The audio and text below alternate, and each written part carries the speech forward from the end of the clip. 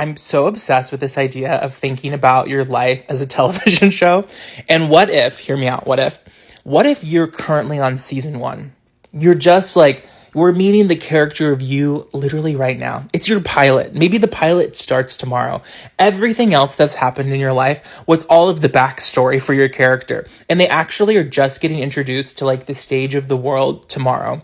And what if the great creative work of your life, what if the novel you're meant to write, the screenplay you're meant to write, the paintings you're meant to write, the store you're meant to open, what if that doesn't happen until season 3? And what if we need the character arc of the years in between? And what if content creation and focusing on your craft and grinding and really trying to, make and practice and do all the things you need to do to become really, really great at your chosen craft while still being loving and kind to yourself and taking necessary breaks and practicing rest? But what if that all leads you to your season 3 breakout when the character finally realizes their full potential, makes the book that really connects with the world? And what if that's when people discover your show?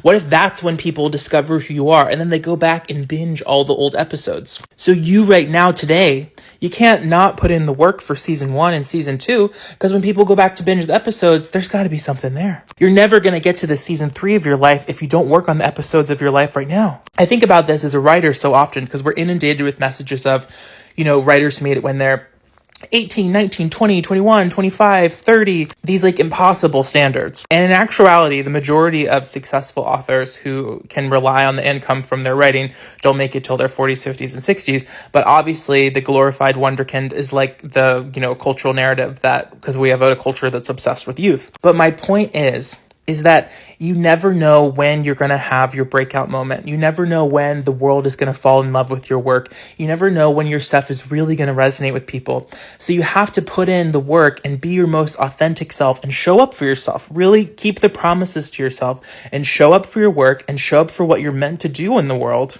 on a daily basis. Because right now you're creating season 1 of your show, season 2 of your show.